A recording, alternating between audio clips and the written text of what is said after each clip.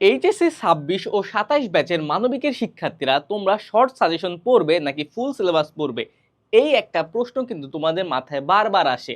আজকের এই ভিডিওতে আমরা আলোচনা করব যে কারা শর্ট সাজেশন পড়বে, কারা ফুল সাজেশন পড়বে, শর্ট সাজেশনের সুবিধা অসুবিধা, ফুল সাজেশনের সুবিধা অসুবিধা এবং কিভাবে আমরা অল্প পড়ে সর্বোত্তম আউটপুটটা পেতে পারি।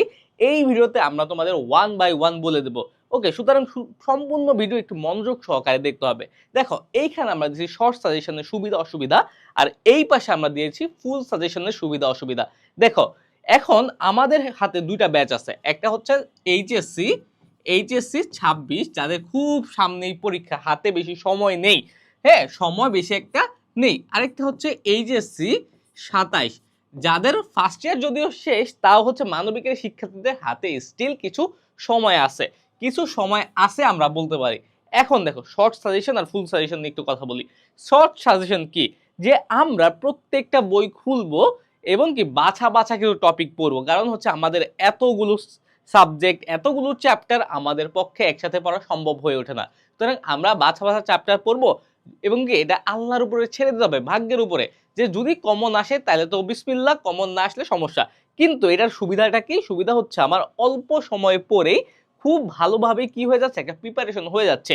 যারা বিশেষ করে পাস করতে চাও, তোমাদের জন্য, যারা পাস করতে চাও, এ প্লাস না কিন্তু পাস করতে চাও কোনো রকম, তোমাদের জন্য কি শর্ট সাজেশনটা খুব কাজে দেয়। হ্যাঁ, শর্ট সাজেশনে কিন্তু অবশ্যই যেহেতু গুরুত্বপূর্ণ প্রশ্নগুলো থাকে, এইখান থেকে সবচেয়ে বেশি প্রশ্ন আসে, বেশি প্রশ্ন আসে, বেশি প্রশ্ন আসে, এখান থেকে বেশি প্রশ্ন আসে, এটা মাথায় রাখতে হবে। কারণ কি, এখানে গুরুত্বপূর্ণ জিনিসগুলোই বেশি থাকে, প্রাধান্য পায়।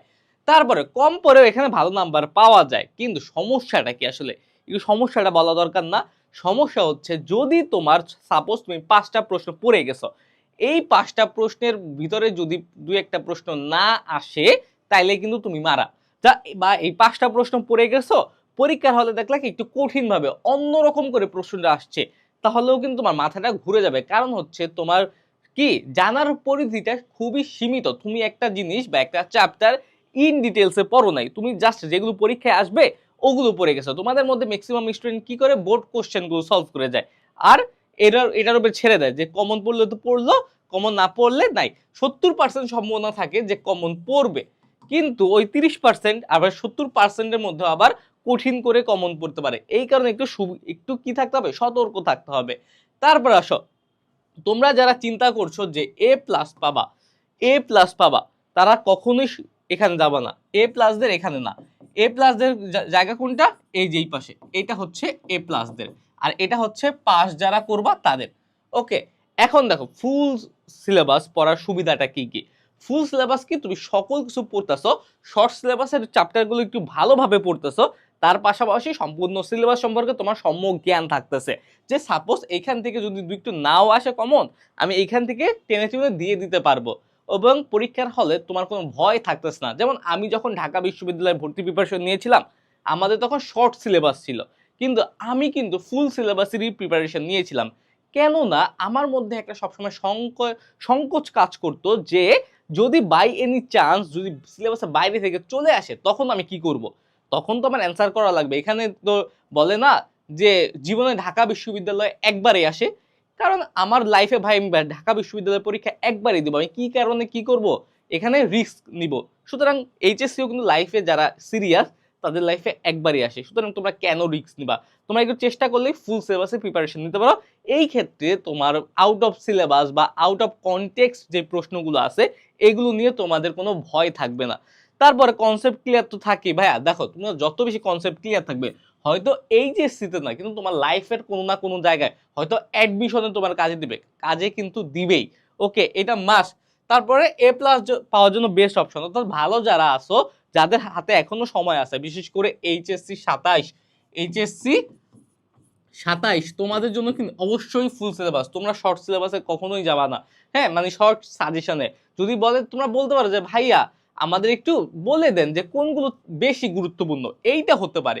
কিন্তু ভাইয়া আমি এই কয়েকটা চ্যাপ্টারই পড়বো, এর বাইরে পড়বো না, এটা কিন্তু আমার মতে ভালো একটা প্রশ্ন হতে পারে না এইচএসসি 27-এর জন্য। তুমি খারাপ স্টুডেন্ট হতে পারো, সমস্যা নাই তো, কিন্তু চেষ্টা করো, চেষ্টা করলে হয়ে যাবে। আর যারা এইচএসসি 26 আসছো, এইচএসসি 26 আসছো, তোমাদের হাতে বেশি সময় নেই, তোমাদের পাস করা লাগবে, কোনোভাবে কি নদীটা পার করা লাগবে, তোমাদের জন্য শর্ট সিলেবাস হতে পারে। আমরা কিন্তু পরীক্ষার আগে শর্ট সিলেবাসের উপর ক্লাস দেই, সাজেশন দেই, ওই সাজেশন অনুযায়ী তোমরা প্র্যাকটিস করলে আশা করা যায় পরীক্ষায় ভালো করতে পারবে।